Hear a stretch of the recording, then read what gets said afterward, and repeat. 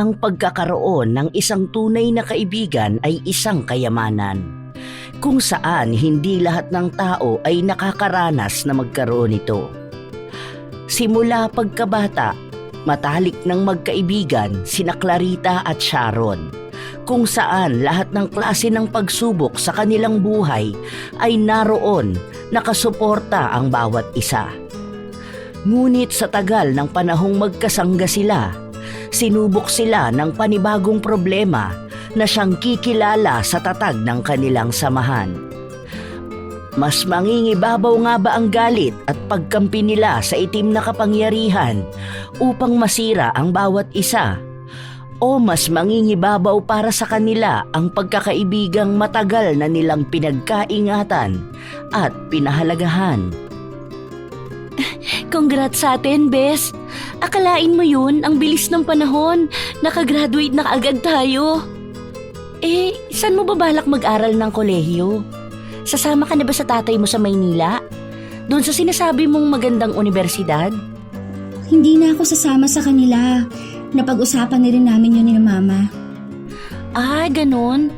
Saan ka na papasok niyan? Hindi ba yun ang universidad na pangarap mong pasukan? Sayang naman, alam naman natin kaya ng mga magulang mo kahit na doon ka mag-aral. Doon ako papasok sa university na papasukan mo rin. Feeling ko, hindi ako makakasurvive sa college life ko kapag wala ka.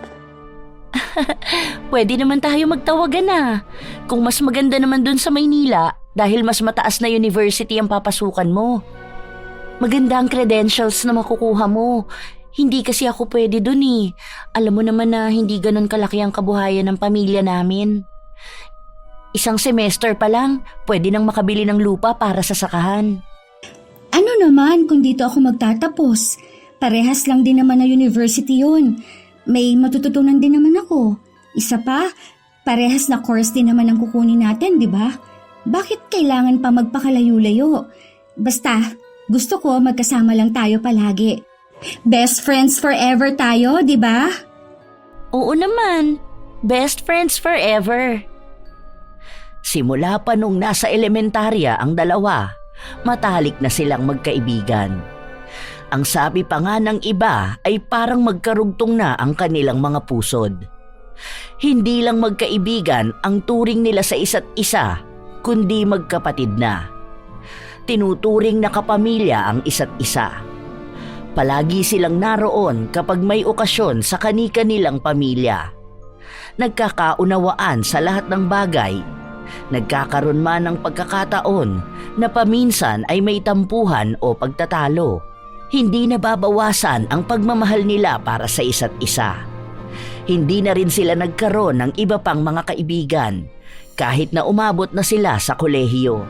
Para kina Sharon at Clarita, ang pagkakaibigan nila ay sapat na at hindi na kailangan ng maraming tao sa kanilang paligid.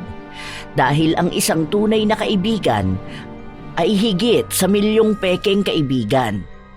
Lumipas ang ilang taon, palagi silang magkasamang dalawa sa hirap man o sa ginhawa. Palaging nasa tabi ng isa't isa upang gumabay at magbigay ng suporta. Oh my God! Bes! Oh, ano nangyayari sa'yo? Kinabahan naman ako sa sigaw mo. Ay, naku naman Sharon, aatakihin ako sa puso eh. Tingnan mo, nakuha ko dun sa trabaho na sabay nating inaplayan. OMG! Anong balita sa'yo? Tingnan mo kung nag-text din sila sa'yo, dali. Para sana sabay na tayo magbiyahe bukas. Nakaka-excite naman. Sandali, hindi ko pa nakikita eh.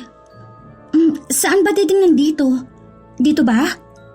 Ay, mukhang hindi ako pasado pero ayos lang. May isang nag-text sa akin for interview doon sa isa pa nating pinasahan. Congrats sa'yo! Alam ko naman na para talaga sa'yo yan kasi di ba ang sabi nila baka isa lang muna ang kailanganin. Uy, dapat sa sahod mo ilibre mo ako ng ice cream ha? Bakit hindi ka nakapasok? Excited pa naman ako dahil akala ko iisang kumpanya lang ang papasukan natin. Pero sana hanggang doon magkasama tayong dalawa. Mas masaya yun kung kada break time natin, sabay tayo mag-ice cream. May kasabay akong papasok at uuwi. Ano ka ba? Kahit naman hindi tayo magkasama sa trabaho, pwede pa rin naman tayong magkita. Every sahod or rest day natin, pwede tayong mag-bonding, di ba? Nasa Pilipinas pa rin naman tayo. Magkakalayo lang tayo ng kumpanya. Maraming paraan para makapagkita. Ay, sayang naman. Bakit kasi hindi ka nila tinawagan? Siguro ayaw nila ng may magkaibigan sa trabaho, no? Hindi naman kasi yun makakaapekto sa performance natin. Baka nga maging mas active pa tayo. Pero dapat kahit na magkaiba tayo ng work, magkaibigan pa rin tayo, ha? Baka mamaya makakilala ka ng bagong kaibigan, makalimutan mo na ako. Magtatampo talaga ako. Loka, alangan namang kalimutan natin ang ilang taon nating pagkakaibigan dahil lang nagkaroon tayo ng trabaho. Kahit pa maging kaibigan ko ang mga katrabaho ko, hindi ka nila mapapalitan. Kahit na magkaroon tayo ng asawa at anak, magkaibigan pa rin tayo. Di ba nga, tayo ang magiging mga ninang ng mga anak natin sa future. Kaya wag ka dyan. Masyado kang overthinker. Masyado kang selosa. Basta, promise mo na hindi mo ko ipagpapalit sa kanila. Oo nga, promise. Di ba nga, best friends forever? Best friends forever. Gusto nilang masigurado ang tatag ng kanilang pagkakaibigan. Naging mahirap para sa dalawa na mag-adjust, lalo na at nasanay sila na palaging magkasama sa araw-araw. Pero ganun pa man, napanatili nilang maganda ang samahan. Naglalaan sila palagi ng oras para sa isa't isa. Katulad ng mga pangako nila, kahit na ikinasal na silang dalawa, naroon pa rin sila sa tabi ng isa't isa. Isang perpektong pagkakaibigan. Hanggang sa pareha silang nagkaroon ng anak. Mas nauna lang nanganak si Clarita at makalipas ang 2 taon, si Sharon naman ang nanganak. Nang binyagan ang anak ni Clarita, ninang si Sharon. Ganon din ang sa anak ni Sharon, naging ninang ng anak niya ang kaibigan. Hanggang sa paglipas pa ng mga taon, nanatiling matatag ang pagkakaibigan ng dalawa. Hanggang sa dumating ang pagsubok sa buhay ni Clarita. Hindi ko nga sigurado kung anong mangyayari pero sa ngayon, kailangan namin makalikom ng pera dahil malaking halaga ang kinakailangan namin para sa operasyon ni Benson.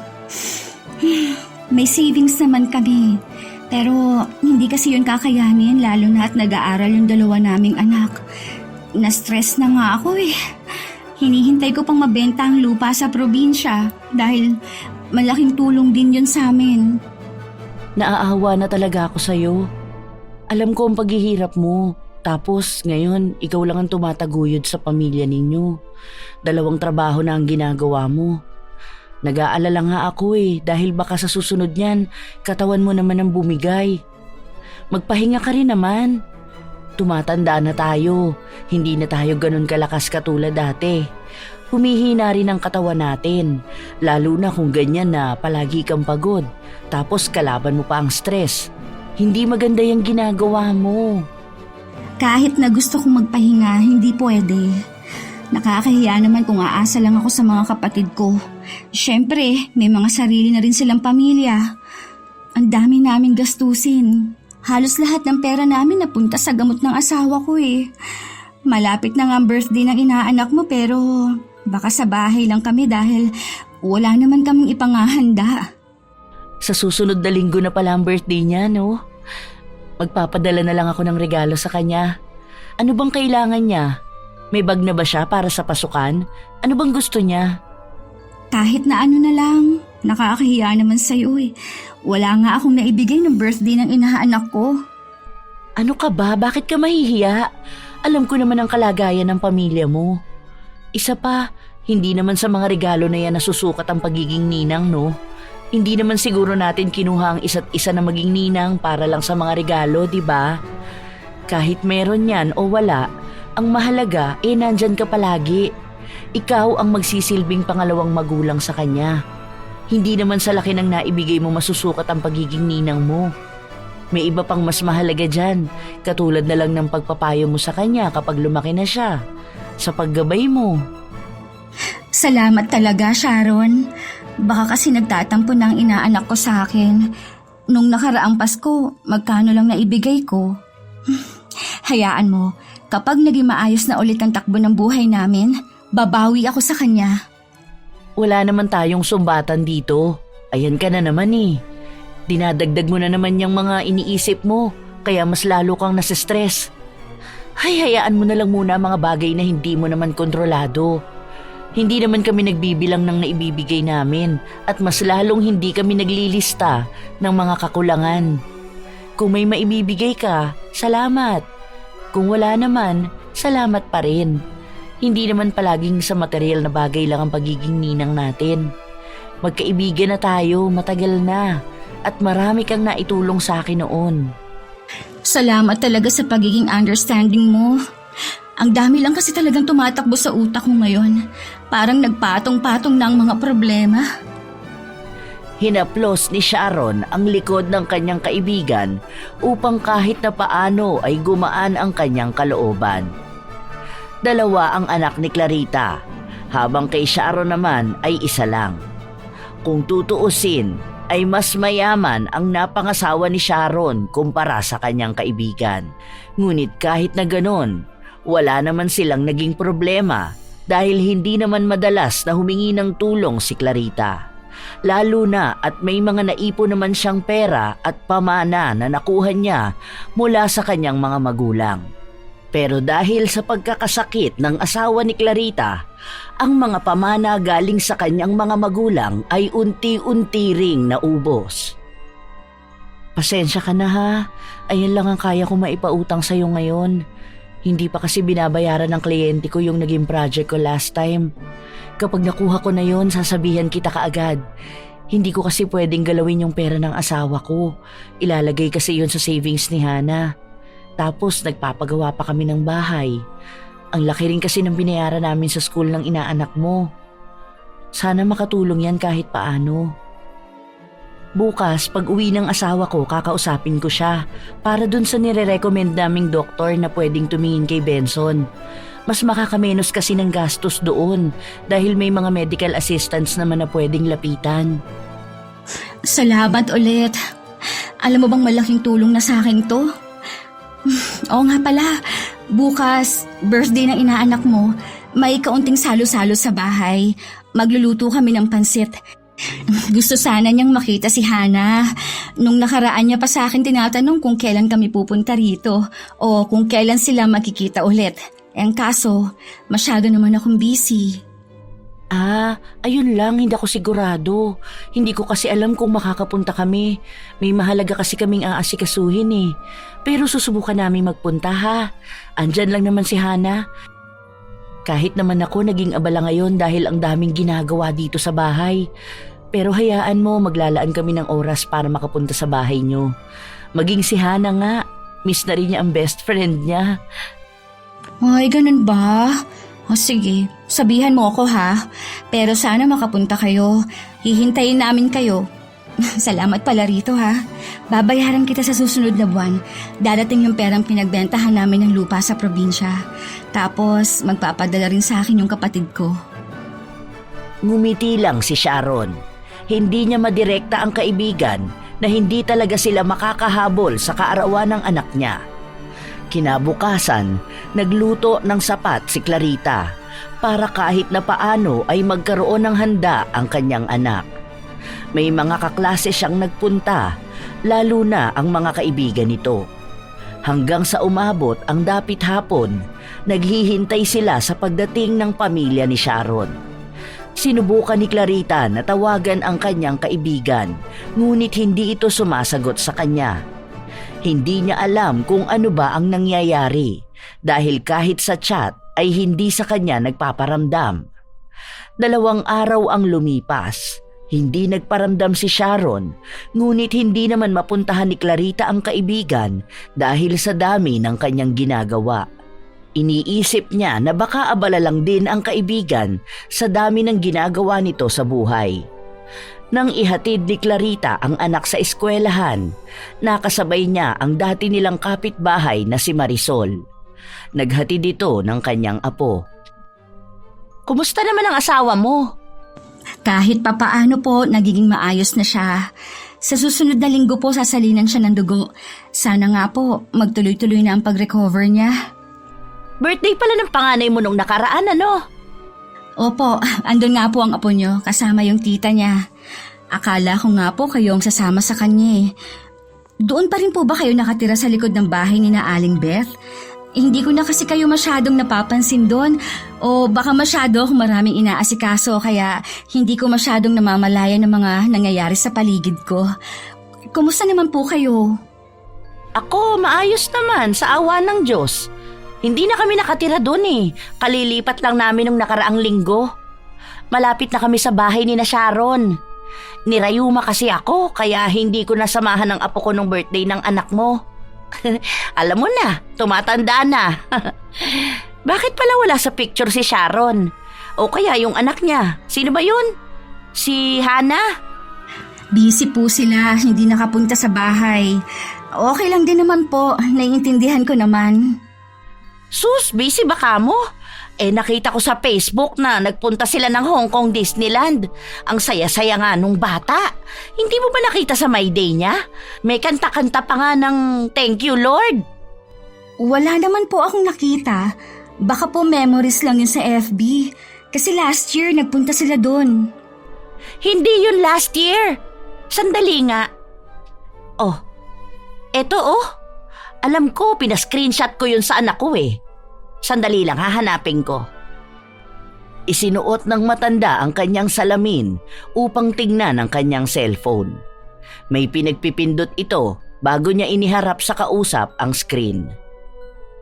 Oh, ayan, tingnan mo. Kailan lang yan eh. Siguro mga 3 days lang yan. Kanina lang sila umuwi. Hindi ako nagkakamali dahil nasa labas ako noon nagwawalis.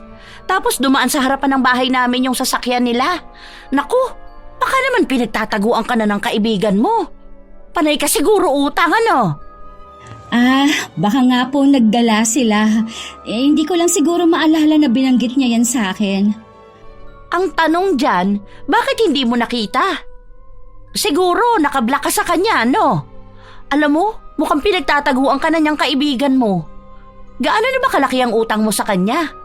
Kasi narinig ko na ang dami mong utang. Minsan daw hindi mo na siya kinakamusta. Bigla ka na lang magsasabing kailangan mo ng pera. Tapos hindi ka naman daw marunong magbayad. Medyo nakakahiya nga yung pakinggan, ano? Sinabi niya yan? Nako, Ate Marisol, masama yan nagkakalat ka ng maling balita ha. Oy, hindi ako nagkakalat ng maling balita ah. Nagsasabi ako ng totoo. Di ba nga pamangkin ko yung bago nilang kasambahay? Hoy, basta atin-atin lang to ha. Huwag mong sasabihin na sa akin ang galing to dahil baka mawalan ng trabaho ang pamangkin ko. Hindi naman siguro sasabihin ni Sharon yan. Kilala ko siya at matagal na kami magkaibigan. Baka naman nagkamali lang ng rinig ang pamangkin mo. Mamaya, hindi naman pala tungkol sa akin yon. Pagsabihan mong pamangkin mo kasi masama yung ginagawa niyang ganyan. Baka mamaya mag-cause pa siya ng away ng mga tao sa paligid niya. Ewan ko lang. Pero ikaw pa rin ang bahala.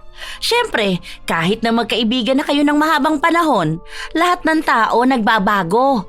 Hindi naman pwedeng sabihin na kilala mo ang isang tao base lang sa kung paano mo siya nakilala noon.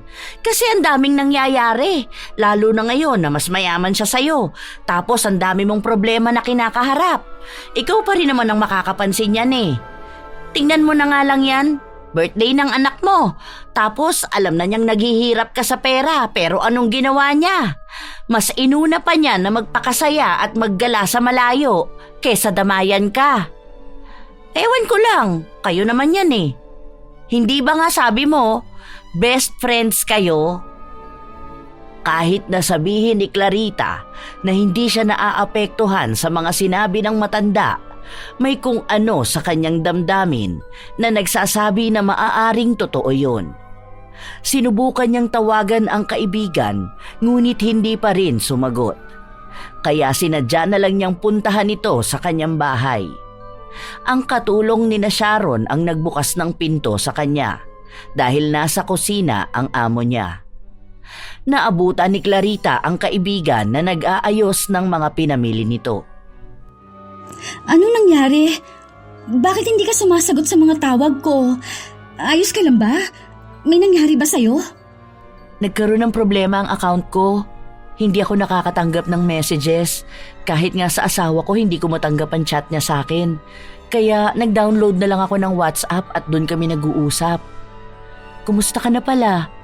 Pasensya ka na hindi kami nakapunta ng birthday ng inaanak ko. Dapat bukas pupunta kami, pero naunahan mo na magpunta rito. Kumusta na pala ang asawa mo? Ano nang balita sa kanya? Nagiging maayos naman na siya. May mga kailangan pa rin gamot pero nabibili naman namin. Ganun ba? Sana maging maayos na siya. Wala akong maipapahiram sa'yo ngayon ha. Alam mo naman ang dami naming gasto sa bahay. Halata nga na ang dami niyong gastos. Saglit lang naman ako rito. Napadaan lang ako dahil nag-aalala ako. Hindi ka nag-reply sa akin Kapag ayos na ang account mo message mo na lang ako. Yun pa rin naman ang FB ko Hindi ka rin naka-block. Teka, aalis ka na kaagad? Dito ka na lang muna, mag-usap muna tayo. Banding lang. Saglit lang, tatapusin ko lang to. Ngayon lang kasi ako nakapag-grocery. Hindi na. Marami akong gagawin. Ramdam ni Sharon ang tila panlalamig ng kanyang kaibigan. Hindi naman ito ganon, maliban na lang kapag may nais siyang ipahiwatig, ngunit hindi niya alam kung ano ba yon. Sa mga nagdaang araw, hindi nagparamdam si Clarita. Hindi rin ito nagpupunta sa bahay ng kaibigan at dahil doon ay nakadama ng pag-aalala si Sharon. Pakiramdam niya ay masyado siyang naging abala sa buhay kaya hindi niya mabigyan ng pansin ang nangyayari sa kaibigan. Habang nasa labas si Sharon dahil nagtapon ng basura, nakita siya ni Marisol at agad na nilapitan. Uy, ang ganda ng bahay mo Mansyon na yan. Salamat po, hindi pa nga po yan tapos. Nag-stop muna kami, pero baka next month ipagpatuloy namin. Ang dami pa kasing kulang kaya hindi maituloy. Ang ganda ng buhay mo, no? Kaya inggit na inggit sa'yo si Clarita Ano pong sabi niyo? Bakit naman po maiinggit sa akin ang kaibigan ko? Hindi naman po ganun ang ugali niya. Hindi po kami nakakaramdam ng inggitan dahil ang tagumpay ng isa ay tagumpay naming pareho. Kaya kung ano man ang nararanasan ko ngayon, alam kong masaya ang kaibigan ko. Hindi po uso ang salitang inggit sa amin. Sus! Kung alam mo lang ang pinagsasasabi sa akin ng babae na yon. Atin-atin na lang to, ha? Huwag mong sasabihin sa kanya. Baka kasi mamaya ako ang awayin nun. Masyado pa naman yung palaaway. Hindi kagaya mo na mabait. Lumapit palalo si Marisol at nagpalinga-linga pa sa paligid na para bang ayaw niyang may ibang makarinig ng anumang sasabihin niya. Si Sharon naman ay nagdadalawang isip kung pakikinggan niya ang sasabihin ng matanda. Papasok na po ako sa loob. May gagawin pa kasi ako. Dito ka na lang muna. Saglit na usapan lang naman ito. May sasabihin lang ako. Kasi sa totoo lang, ayokong sinisiraan ka ng ganon. Lalo na ikaw, mabait ka pa naman. Tapos magkakaroon ka ng kaibigan na ang tingin sa'yo kalaban. Diba?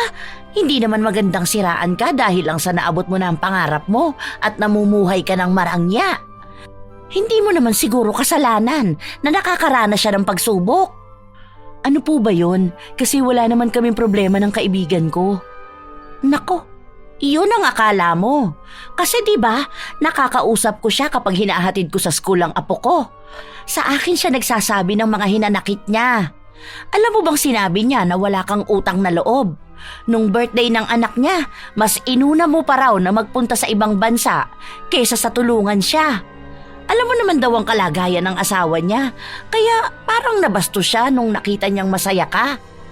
Tingin mo ba tunay na kaibigan ng ganon? Sabi pa niya sa akin, palibhasa raw ngayon ka lang nakaranas ng ganyang buhay, kaya akala mo kung sino ka ng mataas. Naku, minsan nga gusto ko sagutin at sabihin na hindi ka naman masamang tao. Grabe siya kung lamunin ng inggit sa kanyang katawan. Sinabi po talaga niya yan? Bakit naman ganyan siya mag-isip? Oo, marami akong utang sa kanya nung nag-aaral kami. Tinatanaw kong utang na loob yun, pero hindi naman siguro tama na sabihin niya sa akin ang mga yan. Binibigyan ko lang din ng kaligayahan ng anak ko at pera ng asawa ko ang ginagastos namin. Tinutulungan ko naman siya pero hindi ko nga lang kayang ibigay lahat dahil may pangangailangan din ng pamilya ko. Ayan mismo ang sabi ko sa kanya. Pero ang sabi niya na ganyan ka na raw talaga noon pa man.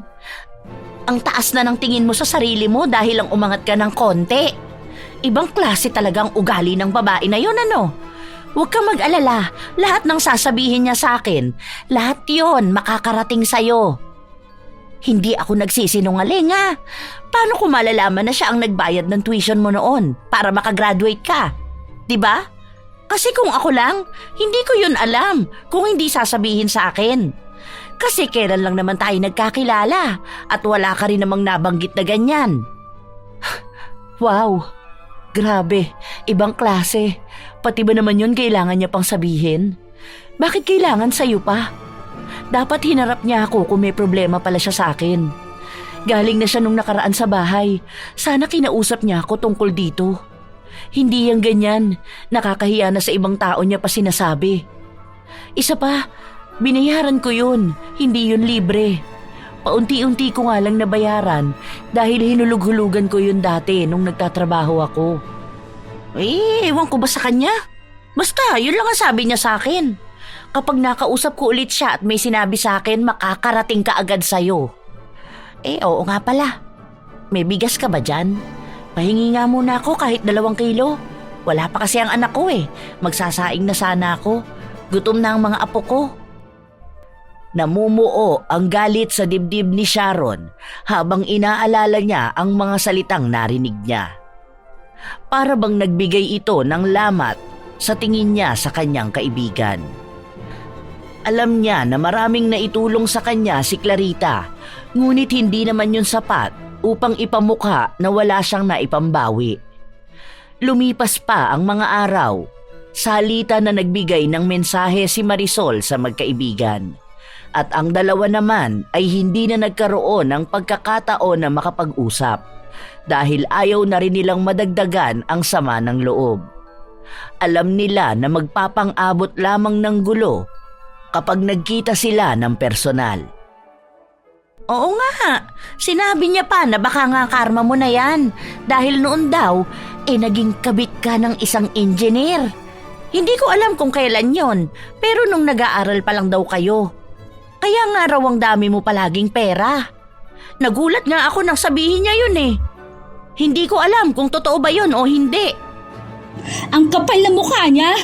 Hindi ako ang kabit! Baka siya! Nakakalimutan niya yata na inagaw niya lang yung asawa niya. May girlfriend dyan noon, tapos na makatrabaho niya nagkagustuhan sila. Siya lang ang pinakasalan. Huwag nga siyang magmamalinis. Talagang inakusahan pa akong kabit. Siya ang gumagawa ng masama, tapos sa akin niya ibabato. Ay, talaga ba? Mukha pa naman siyang anghel, tapos ganyan pala ang ugali niya. Bakit naman ganun? Ahas naman pala siya Mukhang pinagtatakpan ng sarili niyang baho. Ako gigil na sa pinagsasabi ng babae na yan ha. Kapag ako hindi nakapagtimpi, susugurin ko talaga siya. Ang dami niyang pinagkakalat na fake news. Sabi nga nila, ang best friend mo raw ang magiging best enemy mo. Mukhang mahinhin, nasa loob pala ang kulo. Tapos sa mga kwento niya, lumalabas na ikaw ang masama. Kaya hindi rin ako naniniwala sa mga sinasabi niya. Kasi kilala na kita Alam ko na mabait ka. Huwag kang mag-alala. Kakampi mo ko. Lahat ng sasabihin niya sa akin makakarating sa'yo. Ayoko pa naman sa lahat yung plastic. Ang nakikita ko sa'yo, totoong tao ka talaga. Siguro nga, ginamit ka lang niya noon. Kung wala ka, hindi naman siya makakapagtapos ng pag-aaral. Siya pang may ganang magsabi sa akin ng mga ganyan. Nakatulong siya sa akin at sa pagpapagamot ng asawa ko. Pero barya lang yun sa dami ng mga naitulong ko sa kanya noon. Sobrang sama ng loob ko, sa totoo lang. Ay, Ate Marisol, ayoko malumbat. Dahil hindi ko naman ugali na isumbat kung ano man ang naitulong ko sa isang tao. Lalo na parang kapatid na ang tingin ko sa kanya. Tanggap siya ng pamilya ko. Mahal nga rin siya ng mga magulang ko eh.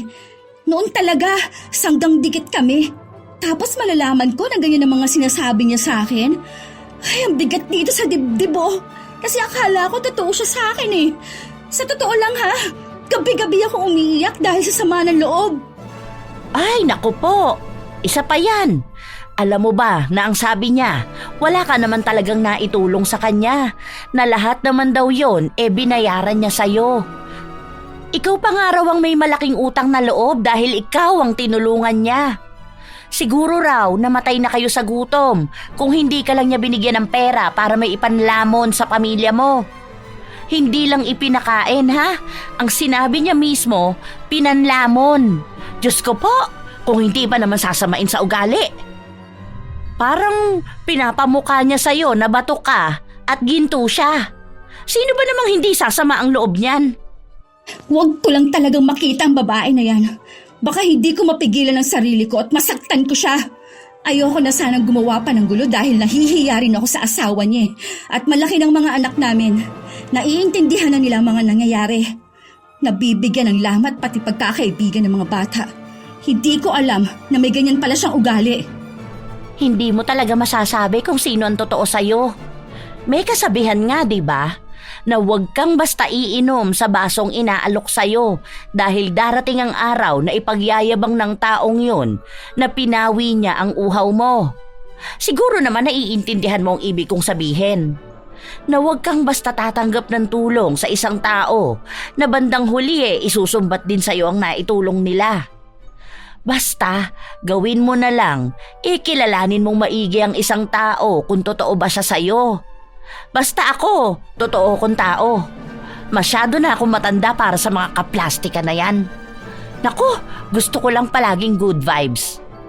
Ay, mabuti ka pa nga. Naiintindihan mo ko. Hindi ko lang sukat akalain na aabot kami sa ganitong punto. Maayos naman kami noon eh. Tama nga na binabago ng pera ang isang tao. Huwag na sana magtagpo pa ang landas naming dalawa. Lalo pa ngayong buhay na buhay ang galit sa dibdib ko. Tago ang ngisi ni Marisol habang nakikita niyang namumula sa galit ang kausap. Nagngingit-ngit pa maging ang mga ngipin ni Clarita. Halos sumabog na siya sa galit. Mabuti na lang at kahit paano ay kaya niyang kontrolin ang sarili. Nang matapos ang kanilang usapan, nang hingi ng mga gulay si Marisol, sakto naman na may bunga ang mga tanim ni Clarita. Hindi rin naman siya madamot pagdating sa ganito, kaya malaya ang ginang na makakuha ng kahit ilang gulay na naisin niya. Kinaumagahan ay kay Sharon naman siya nagpunta. Pinapasok siya sa loob ng bahay upang doon sila makapag-usap. Ilang buwan na rin pala ang alitan ninyong dalawang magkaibigan, ano? Pero hanggang ngayon hindi pa rin kayo nag-uusap? Halatang guilty siya sa pang-aaway sa'yo.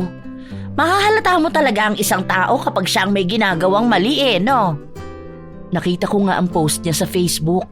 May pinaparinggan siya na taong walang utang na loob. Bakit kailangan niya pang gawin yun, di ba? Kung tunay na kaibigan ang turing niya sa akin, sana hindi siya nagbilang ng mga naitulong niya sa akin. Kung ako nga, hindi siya nakarinig ng kahit na anong panunumbat. Kasi nga, walang-wala na siya. Ano pa bang aasahan mo?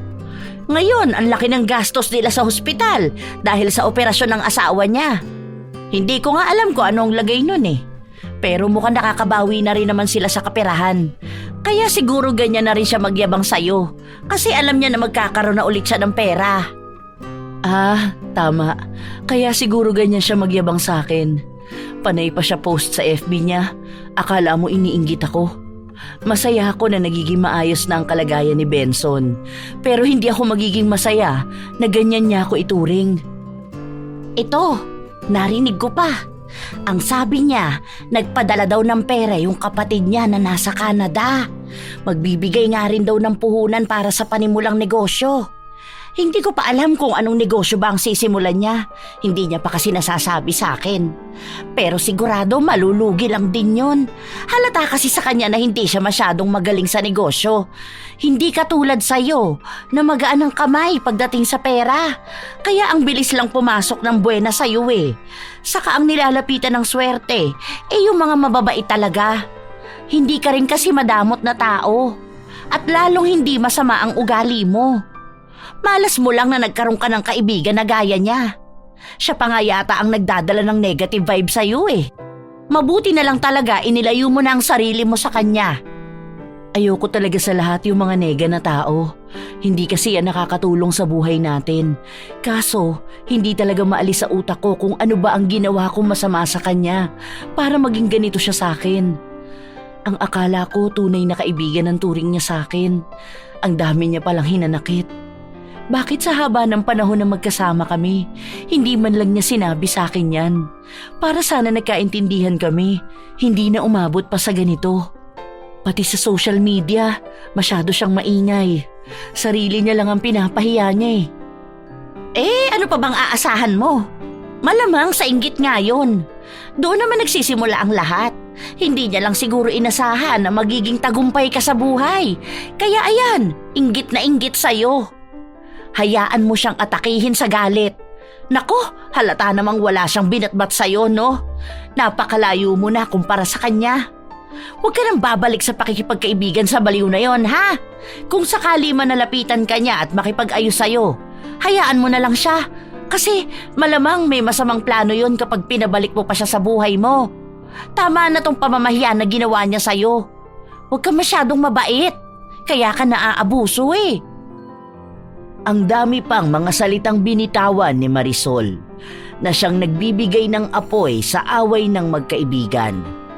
Mabilis naman siyang pinaniniwalaan ni Sharon dahil lahat ng lumalabas sa kanyang bibig ay mukhang tunay. Ay, gabi na pala. O sige, uuwi na ako. Naku, baka hindi pa nakakain ng mga apo ko.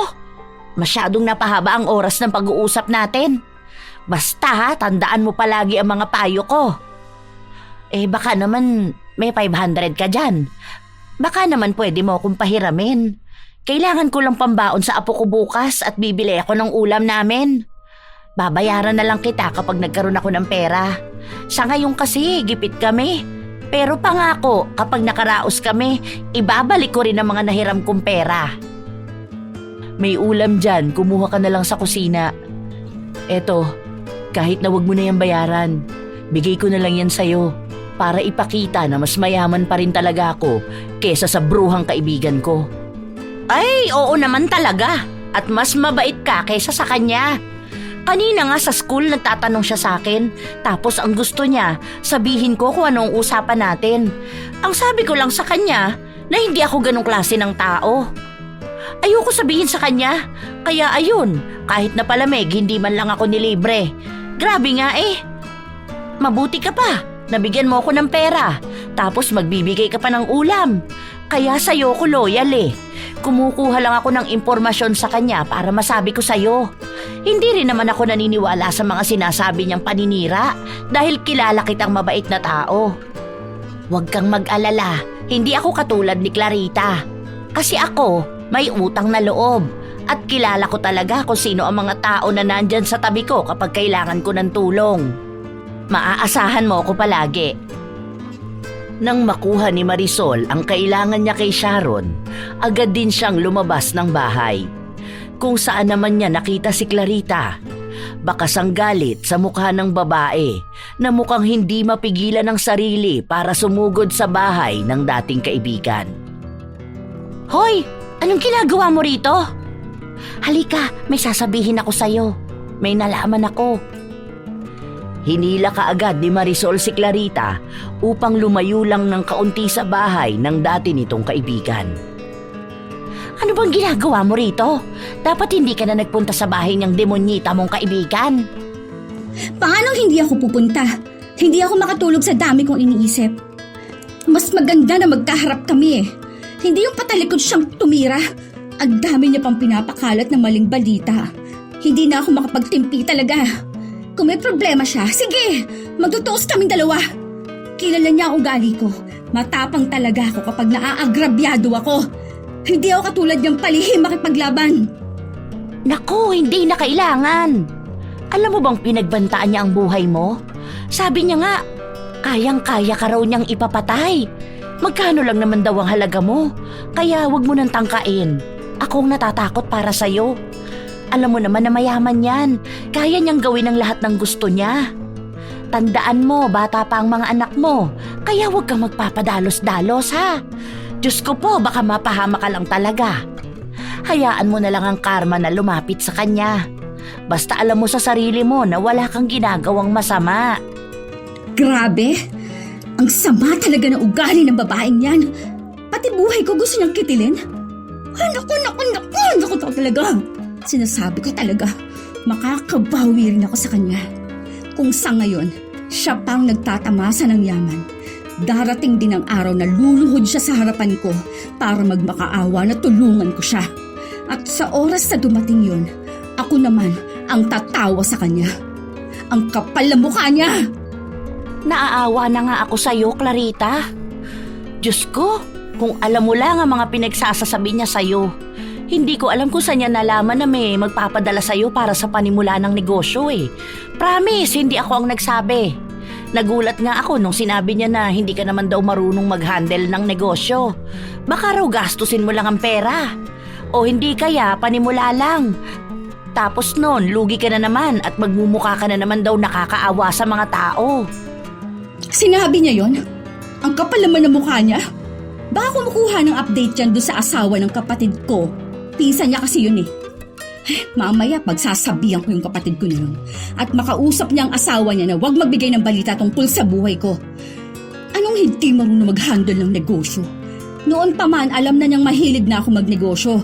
Pero nalugi lang ako nung tinulungan ko siya.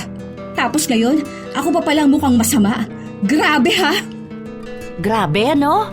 Ibang klase talaga nagagawa ng mga paninira sa kapwa. Kaya kung ako sa'yo, ipakita mo sa kanya na magiging maayos ang buhay mo. Malaking sampal sa kanya yon. Nagtangka na magsalita si Clarita nang matanaw niyang bumukas ang gate kung saan lumabas doon si Sharon kasama ang asawa niya. Nagmamadali siyang maglakad papunta roon. Nagtangka pa si Marisol na pigilan siya, ngunit hindi na ito nagawa pa ng ginang. Hoy! Walang hiyang babae! Ang tapang mo naman para sugurin ako sa tapat ng bahay ko. Huwag ka rito mag-iskandalo. Ako pa? Ang huwag mag-eskandalo? Matapos sa mga paninira na ginawa mo sa akin? Anong akala mo? Hindi ko malalaman ang mga pinapakalat mong fake news? Wow! Ibang klase ka talaga, no? Nakatikim ka lang ng ginhawa. Nakalimutan mo na kung sino ang tumulong sa'yo nun. Wala kang utang na loob. Nakuha nila ang atensyon ng mga tao sa paligid, kung saan ang iba ay lumabas pa sa loob ng kanilang mga bahay para lang makita ang kaguluhan na nangyayari. Umawat ang asawa ni Sharon, ngunit naging baliwala siya dahil mas nangingibabaw ang galit na nararamdaman ng dalawa. Ano? Nakakaramdam ka na ba ng hiya? Ikaw ang mahiya sa sarili mo. Pinapakita mo sa lahat na wala kang modo. Gumagawa ka pa ng eksena rito? Ikaw na nga may malaking kasalanan sa akin. Ikaw pa ang ganyan umasta? Anong kasalanan ang ginawa ko sa'yo, ha? Ikaw ang gumagawa ng mali sa akin. Noon pa lang ramdam ko na ang pagka-plastic mo. Magagamit ka! Hinigit ni Clarita ang buhok ng dating kaibigan. Sa lakas nun ay halos mabali na ang leeg ni Sharon. Agad naman na umawat ang kanyang asawa, ngunit nagsimula ang dalawang magkasakitan. Naghilahan sila ng buhok, kasabay ang masasakit na salitang binibitawan nila. Wala ni isa sa mga taong nakapaligid sa kanila ang nakaawat sa gulong dulot ni na Sharon at Clarita. Tumagal rin yun ng ilang minuto hanggang sa dumating ang barangay tanod para paghiwalayin ang dalawa. May mga sugat sila sa katawan, ngunit mas nangingibabaw ang galit at pagkadismaya kaysa sa sakit. Ito ang tandaan mo, Sharon. Hindi pa tayo tapos. Isinusumpa ko, pagbabayaran mong lahat ng sakit na dinulot mo sa akin. Pinuputol ko na ang ugnayan nating dalawa. Hindi na tayo magkaibigan at kahit na kailan, hindi kita mapapatawad. Kahit ako, pinuputol ko na ang lahat ng ugnayan nating dalawa. Wala akong pakialam kahit na mamatay ka pa. Hindi ako sisilip sa kabaong mo. Pinagsisisihan ko na naging ninang ako ng anak mo at lalong pinagsisisihan ko na itinuring kitang kaibigan. Masakit sa dibdib ang mga binitawan nilang mga salita na ni minsan ay hindi nila naisip na lalabas sa kanilang mga bibig. Sa ilang dekada nilang magkakampi, ngayon lang umabot sa ganito ang kanilang away. Sa paglipas ng mga araw, walang naging balita sa dalawa. Puno ng galit at sama ng loob ang mga puso nila at walang puwang ang kapatawaran. Lahat yan susunugin. Walang ititira kahit na ano dyan. Umiiyak ang panganay na anak niya dahil sa mga nakikita niyang ginagawa ng kanyang ina. Ang mga litrato nila noong kabataan pa, mga bagay na may pagkakapareho kay Sharon at mga tanda ng pagkakaibigan nila. Lahat iyon ay sinunog ni Clarita. Wala na siyang ibang nararamdaman maliban sa galit, kaya gusto niyang tanggalin na ang lahat ng ugnayan nila ng dating kaibigan. Simula ngayon, hindi niyo nakikilalanin si Sharon, ang walang hiyang babae na yon. Huwag niyo na siyang tatawagin na tita dahil simula ngayon, sinusunog ko na rin ang ugnayan niya sa pamilya natin. Ilang beses na kinausap ng kanyang asawa si Clarita at sinabi na maaaring nadadala lang sila ng kanilang emosyon. Dapat noong nagkaharap sila ay mas inuna nilang unawain ang isa't isa at hayaan na magsalita. Ngunit nagalit lang si Clarita at sinabi na wala siyang alam sa naging away nila ni Sharon. Sa paglipas ng mga araw, mas lalong bumibigat ang nararamdaman ni Clarita. Para bang maraming bagay ang nakapasan sa kanya. Madalas na mainit ang kanyang ulo at para bang galit sa mundo. Sa isang pagkakataon, nagising na lang siya 10 oras ng gabi sa pakiramdam na para bang nabibiyak ang kanyang ulo. Hindi ko na kaya to! Sobrang sakit ng ulo ko! Kahit na inuman niya ng gamot, hindi ito tumatalab. Sa halip ay mas lalo lang sumasakit. Kahit na magpaikot-ikot siya sa bawat parte ng kwarto, walang nangyayari. Hanggang umabot sa kinaumagahan, hindi siya pinatulog ng sakit.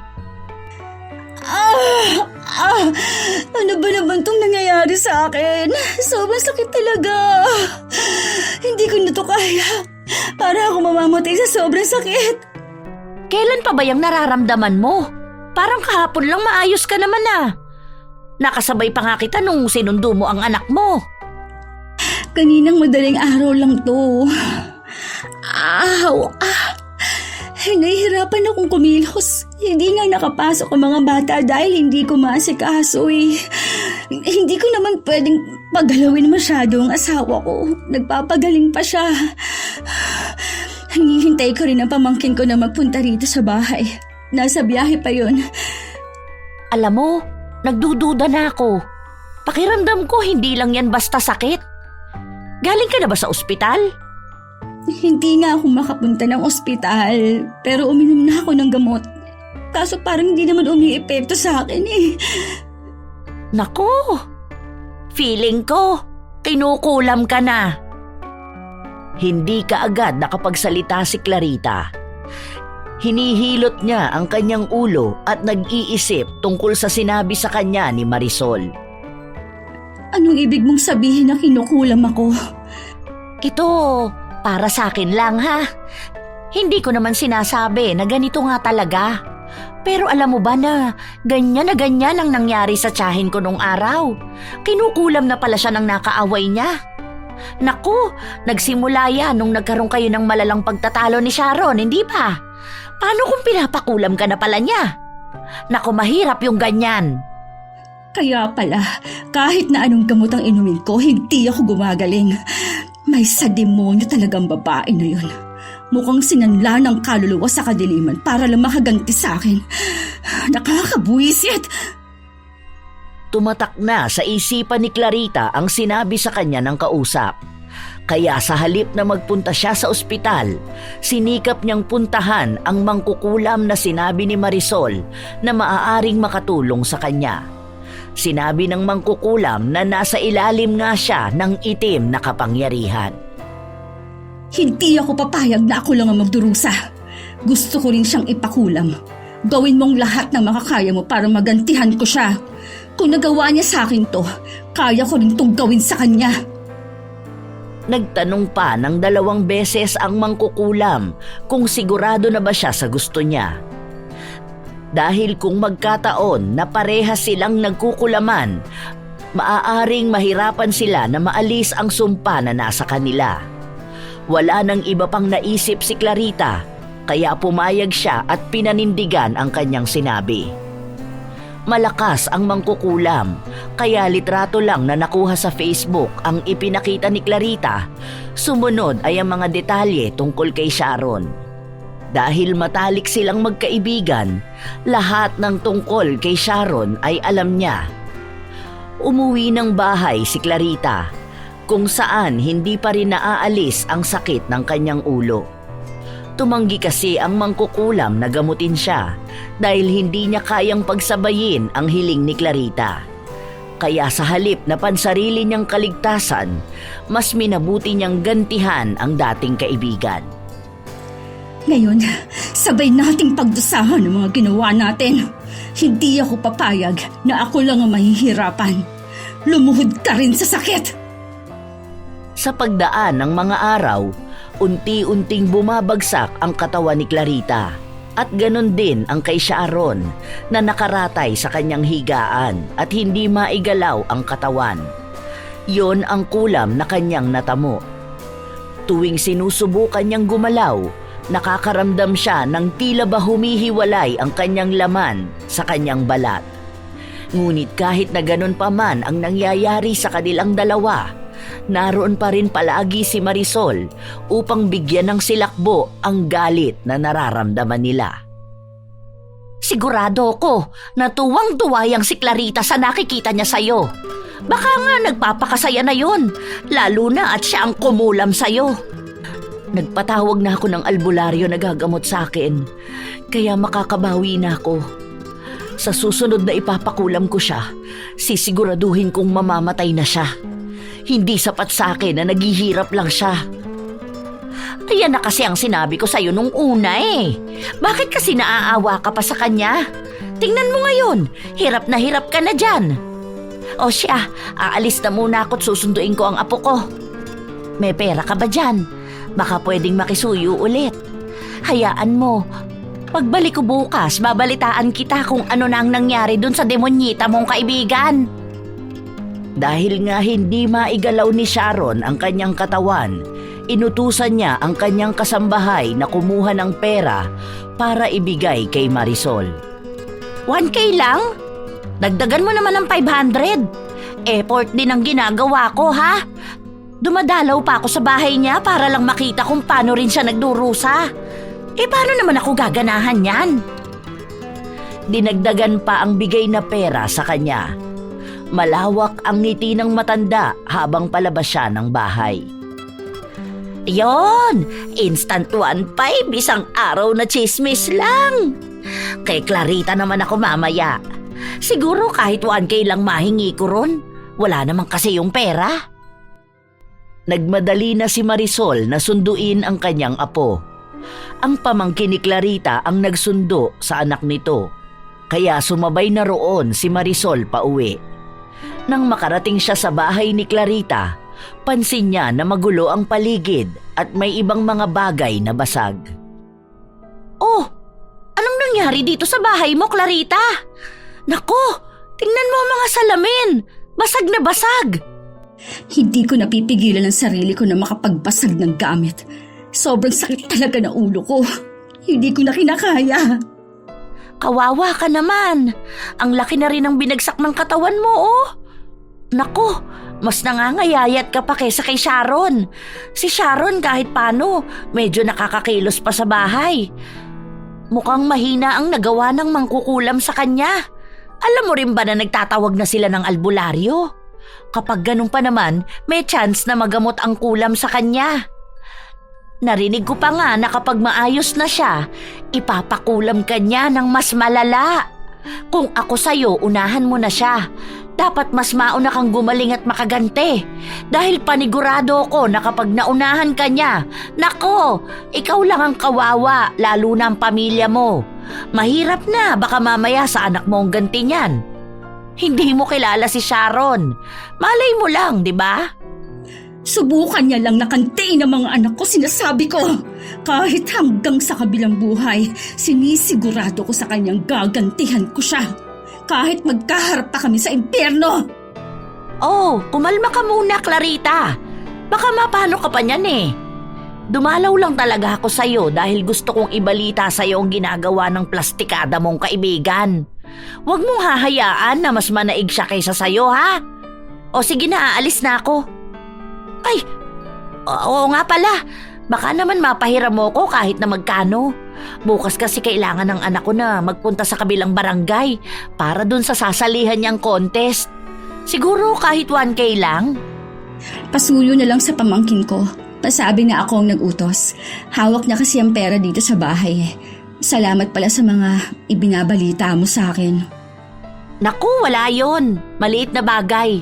Ayoko kasing mapahamak ka, lalo na't malaki ang naitutulong mo sa akin. Tumatanaw ako ng utang na loob. Hindi naman ako si Sharon. Nang maiabot sa kanya ang pera, agad na rin siyang umalis. Ganon ang ginawa niya sa mga sumunod na araw. Salitan niyang pinupuntahan ng dalawa upang magbigay ng mga balita na mas lalong kinagagalit nila. Dahil sa bawat balita na yon, nakakakuha siya ng pabor sa dalawa.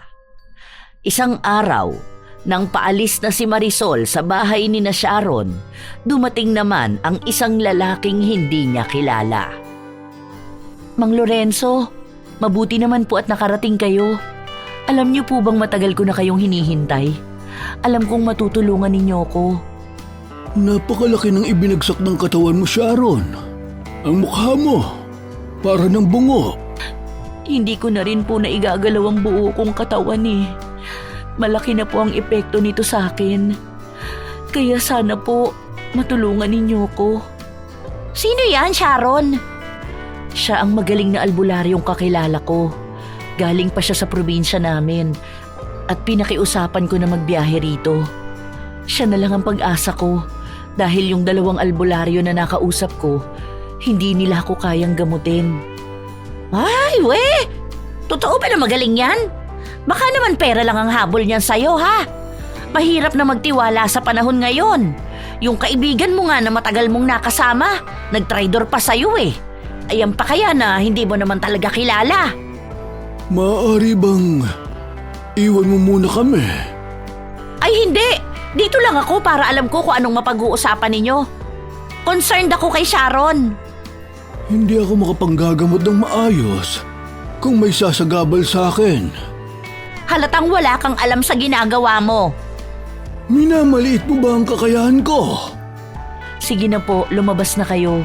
Hayaan nyo na kaming dalawa rito. Nung una ay ayaw pang umalis ni Marisol, ngunit napilitan siya nang lapitan siya ni Mang Lorenzo. Dahil may katandaan na rin ang lalaki at ramdam ang kanyang tapang, napilitan ng umalis ang ginang. Nais niya sanang makalakap pa ng ibang impormasyon para may masasabi siya kay Clarita.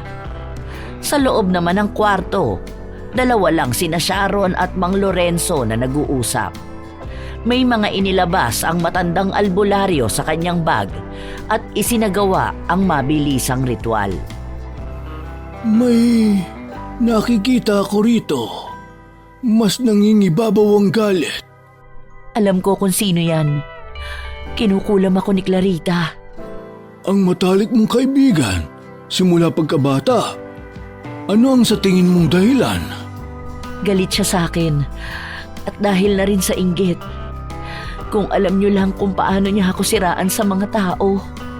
Pansin ko rin na lumapit ka sa itim na kapangyarihan. Alam mo ba na iisang mangkukulam lang ang gumawa nito sa inyo? Hindi ko alam. Basta ang gusto ko lang ngayon ay maging maayos na ako at gagantihan ko siya ng mas malala. Galit na lang ang bumubuhay sa akin dahil hindi ako pwedeng mamatay ng ganito lang. Sisiguraduhin kong mararanasan niya ang walang hanggang pagdurusa. Hindi kaagad nagsalita ang matanda. Sinubukan niya ulit magsagawa ng ritual. May mga orasyon siyang binigkas sa harapan ng isang langis. Napansin ni Sharon na kumuluyon saglit. Napailing na lang ang matanda bago niya ibinaling ang tingin kay Sharon. Ano pong nangyayari? Maaari mo bang ikwento sa akin ang mga nangyari? Gusto kong malaman ang naging punot dulo ng kulaman na ito. Dahil parehas kayong may malakas na pinaguhugutan. Masyadong malalim at madilim ang mga galit. Hindi ito basta matatalo. Kung sa bagay, kayong nagpapalitan ng sumpa. Kahit na ang pinakamagaling na albularyo ay hindi kayo magagamot kung ganito kalakas ang puwersa nyo. Sinimulang ikwento ni Sharon ang mga nangyari. Simula sa kung paano sila nagkalabuan ng kaibigan at ang naging dahilan upang magawa niyang unang ipakulam ito. Sa mga kwento niya, mukhang nagkaroon na ng ideya si Mang Lorenzo sa mga nangyayari. Susubukan kong gamutin ka bukas. Babalik ako rito. May kailangan lang akong puntahan. Kailangan kong masigurado ang mga bagay upang mas maging epektibo ang pag-aalis ng sumpa sa iyo. May mga ipinahid si Mang Lorenzo sa katawan ni Sharon bago siya nagpaalam na umalis. Sinunod namang puntahan ng matandang albularyo ang bahay ni Clarita. Hindi naman naging mahirap para sa kanyang hanapin ang bahay ni Clarita dahil nagtanong-tanong lang siya. Matalas pa ang memorya niya para matandaan kung saan ang daan papunta roon. Lalo na at minsan na rin siyang naimbitahan sa binyag ng bunsong anak nito. Pagpasok niya sa loob ng bahay, naabutan niya si Marisol na kausap si Clarita. Oh, andito ka rin? Huwag mo sabihin na salawahan ka. Kagagaling mo lang sa bahay ni na Sharon ah. Hindi ba't ganun din ang ginawa mo? Ano naman ang dahilan kaya narito ka? Ha?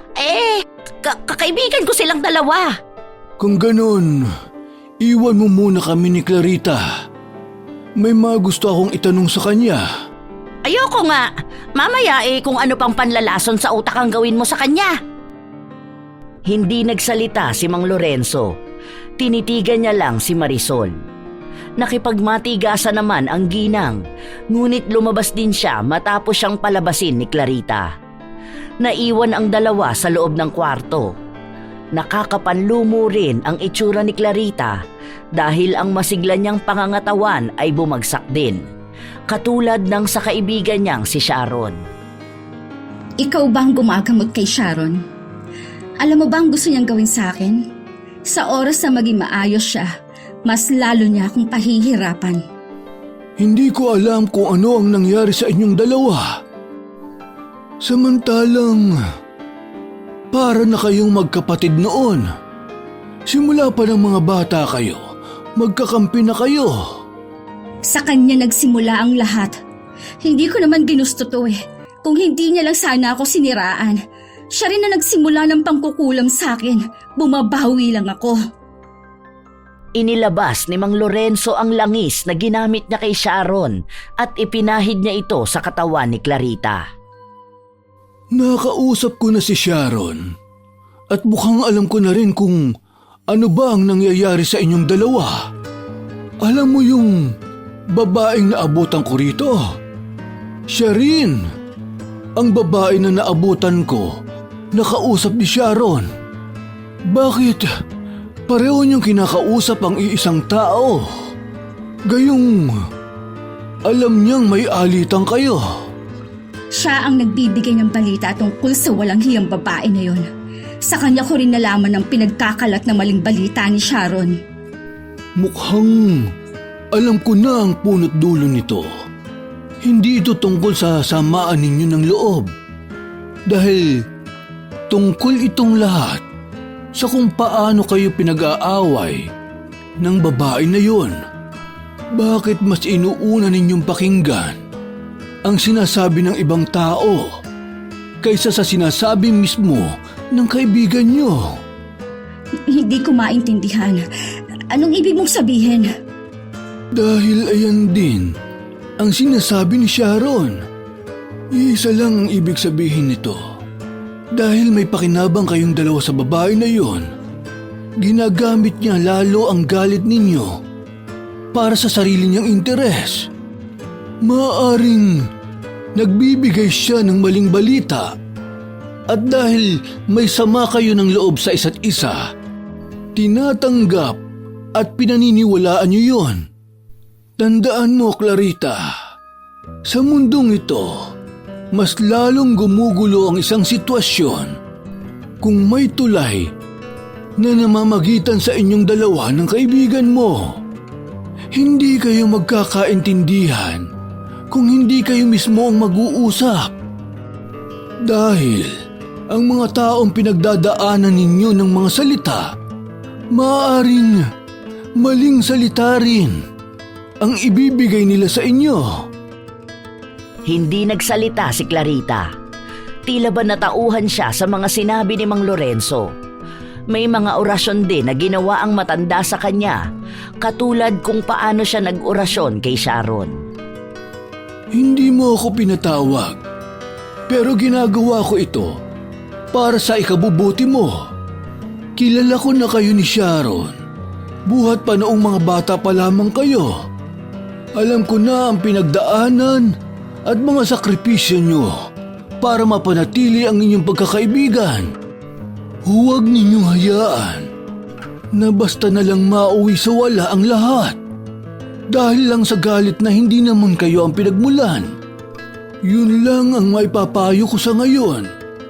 Dahil hanggat buhay ang galit, wala kayong kawala sa sumpa. Nang kinagabihan na yon ay umalis na rin si Mang Lorenzo. Tinanong ni Clarita kung saan ba ito tutuloy, ngunit hindi na sinabi pa ng matanda. Hanggang sa kinabukasan, habang nakaratay sa kanyang higaan, hindi maalis sa utak ni Clarita ang naging usapan nilang dalawa ni Mang Lorenzo. Para bang may kung ano sa kanyang utak ang biglaang nagbalik sa nakaraan. Mula pa noong mga bata sila, sa una nilang pagkikita hanggang sa kung paano tumatag ang kanilang pagkakaibigan. Tama nga si Mang Lorenzo. Dapat ay higit na mas kilala ko ang kaibigan ko kaysa sa mga balitang tinanggap ko lang. May mali nga ako. Habang tahimik sa kanyang kwarto at nag-iisip-isip, bigla namang pumasok si Marisol. Pasensya ka na, ngayon lang ako nakapunta rito. Inuwi ko muna kasi ang apo ko eh. Kumusta naman ang pakiramdam mo? May ibabalita ako sa'yo. Alam mo ba yung matandang lalaki na nagpunta rito? Alam mo ba na napagaling na niya si Sharon? At ngayon, gumagawa na sila ng plano para papagsaking ka. Pwede bang iwan mo muna ako, Ate Marisol? Gusto ko mapag-isa at makapag-isip muna. Bakit? Ano bang iniisip mo? Siguro, may sinabi sa'yo ang lalaki na yun, ano? Huwag kang magpapaapekto sa mga sinasabi niya sa'yo. Ginagamit ka lang nun panigurado. Para kapag mas paniniwalaan mo siya, madali ka lang niyang mapapasunod. Ganun ba ang ginawa mo sa amin ni Sharon? Nung nakita mong madali kaming mahawakan sa leeg, saka mo naman sinamantala lahat? Hindi kaagad nakapagsalita si Marisol Nanlaki ang mga mata niyang nakatingin kay Clarita. Para bang hinuhuli ang reaksyon niya. Ano bang sinasabi mo? Para tuloy sinasabi mo na may masama akong intensyon ah. Kakampi mo ko, diba? Kakampi kita? Pero sa halip na tulungan ako, mas lalo mo lang pinalala ang sitwasyon. Umalis ka na muna rito, Ate Marisol. Gusto kong mapag-isa. Nagpumilit pang magpaliwanag si Marisol, ngunit sarado ang tenga ni Clarita sa mga salitang sinasabi niya. Kaya ang sinunod niyang puntahan ay si Sharon. Hay! Nakakainis naman. Kailangan ko pa naman ng pera ngayon. Tapos ganyan pa si Clarita. Dito na nga lang muna ako kay Sharon. Mas madali naman itong maniwala sa akin. Sa kanya na lang ako kakampi. Baka mabigyan ako ng pera at grocery. Nakita ko pa naman na ang daming pinamili ng asawa niya. Pagpasok ni Marisol sa loob ng bahay, naabutan niyang muli si Mang Lorenzo na saktong paalis na rin. Ayan, sinasabi ko na nga ba? Siguro ikaw rin ang dahilan kaya gano'n na mag-isip si Clarita. Anong panlalaso ng utak ang ginawa mo sa kanya? Isa akong albularyo. Wala akong kakayahan na baguhin ang iniisip ng isang tao. Gumagamot ako ng mga taong nasa ilalim ng sumpa. Ay sos, kunwari ka pa. Siguro mas malaking pera ang nakukuha mo sa kanilang dalawa, no? Huwag mo nang tangkain na pagbatiin pa ang dalawa dahil wala na rin namang mangyayari. Nagkasiraan na sila, hindi na maibabalik ang pagkakaibigan nila. Ikaw ang dahilan. Kaya sila lumapit sa mangkukulam. Ngayon, unti-unti ko nang naaalis ang kulam sa kanilang dalawa. Nakakalungkot lang. Dahil maaaring may taong sasalo ng sumpa pabalik. Hilingin mo na lang na sana hindi ikaw yun. Hindi na nakinig pa si Mang Lorenzo sa mga salitang binitawan ni Marisol dahil susunod naman niyang pupuntahan si Clarita. Nagmamadali namang pumasok sa loob ng kwarto ni Sharon ang ginang, kung saan niya naabutan ang anak ni Sharon at ang asawa nito. Nakiusap siya na kung maaari lang sana niyang makausap muna si Sharon, ngunit tumanggi na mismo ang babae at sinabi ng asawa niya na yun na ang huling beses na papasok siya sa loob ng bahay nila. Maging ang pamangkin ni Marisol ay sinesante na rin. Ngayon, parang wala na ako naitulong sa inyo. Ang laki ng pakinabang ninyo sa akin, ha? Kung hindi dahil sa akin, hindi ninyo malalaman na plastic ang kaibigan mo. Naku, wala nga talaga kayong mga utang na loob. Ang sasama ng mga ugali ninyo. Pare-pareho lang kayo. Sa paglipas ng mga araw, hindi na nakapasok pa si Marisol sa bahay ng dalawang magkaibigan. Unti-unti na ring nagbabago ang kalagayan ng dalawa at mukhang doon nila na pagtatanto ang maraming bagay. Halos kalahating taon din ang inabot bago nila nagawang makatayo. Isang araw, nabalitaan na lang nila na nakaratay sa kanyang higaan si Marisol, katulad ng nangyari sa dalawa. Yun ang naranasan ng ginang. Maraming salamat sa paggamot mo sa akin, Mang Lorenzo. Nakakahiya naman po sa inyo. Ang tagal ninyong nagstay rito. Tapos, ayaw niyo pang magpabayad. Sigurado po ba kayo na ayaw ninyong tanggapin tong pera? Hindi lang basta pera ang nagbibigay ng kasiyahan sa akin bilang isang manggagamot. Para sa akin, ang mabigyan ng lunas at maialis sa kadiliman ang mga kliyente ko. Isang malaking karangalan na yun para sa akin.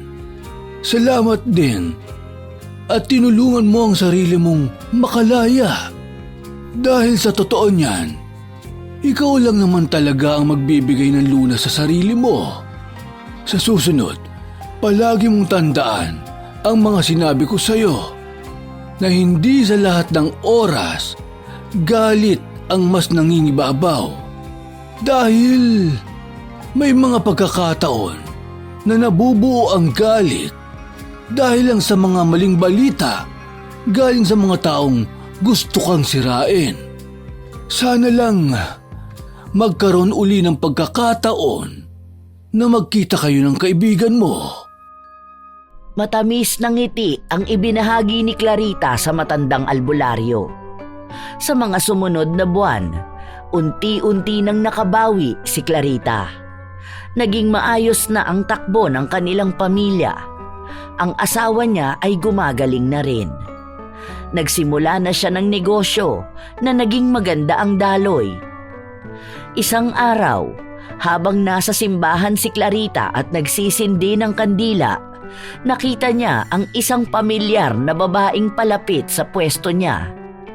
Noong una ay hindi niya ito pinansin, ngunit tumayo ito katabi niya at nagsindi rin ng kandila. Sandaling nabalot ng katahimikan ang paligid. Masaya akong makita kang maayos. Congrats pala sa bago mong negosyo at sana magtuloy-tuloy na ang paggaling ng asawa mo. Merry Christmas pala. Salamat. Merry Christmas din. May regalo ako sa inaanak ko. Kapag gusto niyang kunin sa bahay, pumunta na lang siya. Ako rin, may regalo ko sa inaanak ko.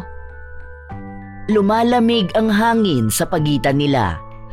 Sa katunayan, may mga luha sa kanilang mga mata na nais nang kumawala ngunit pinipigilan lang nila.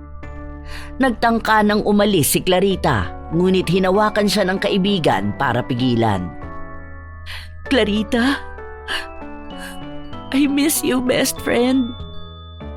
Hindi na napigilan ng dalawa na maiyak. Nagyakapan sila ng mahigpit at lahat ng bigat sa dibdib nila ay kusang nawala.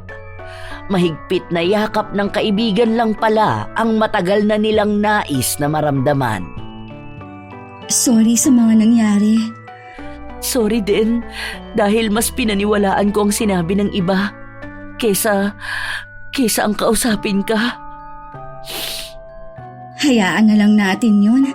Sa ngayon, sana maging maayos lang lahat sa atin. Isipin na lang nating ito ang pinakamabigat na pagsubok na dumaan sa buhay natin. At wag na sana itong mauulit. Hindi ko kayang wala ka. Kailangan ko ng kaibigan. Kailangan kita sa buhay ko. Hindi ba? Best friends forever? Oo, best friends forever. Sabay na nagkapatawaran at ipinangako na muli nilang haharapin ang buhay na sila pa rin ang magkasangga. Sadyang dumarating lang sa buhay ng isang tao ang pagsubok, lalo na sa magkakaibigan. Isang patunay na kahit anong hamon ang dumating, may parte pa rin sa buhay at pagkatao nila na nakalaan para sa tunay na kaibigan. Inamin nila ang parehong pagkakamaling nagawa at sabay nilang itutuwid ang anumang kamalian. Hindi na magpapaapekto sa mga salitang hindi naman sa kanila mismo nanggaling. Sa paglipas ng panahon, naging mas matibay pa ang samahan ng magkaibigan. Si Marisol naman ay nagbabayad na sa mga kasalanan na nagawa niya dahil nalaman ng magkaibigan na hindi lang sila ang siniraan ng ginang dahil noon pa man daw ay ugali na nitong manira ng ibang tao, lalo na kung alam niyang may benepisyo siyang nakukuha sa mga yon. Iniwan na lang ng magkaibigan sa kanilang mga nakaraan kung anuman ang mga masamang nangyari. Dahil habang lumalaki rin ang kanilang pamilya, nagiging mas matibay din ang pagkakaibigan ng kanilang mga anak. Nais nilang ipamana sa mga susunod na henerasyon ang pagkakaibigan nila. Hanggang sa huli, mas nanaig pa rin ang pagmamahal ng isang tunay na kaibigan laban sa galit at kadiliman.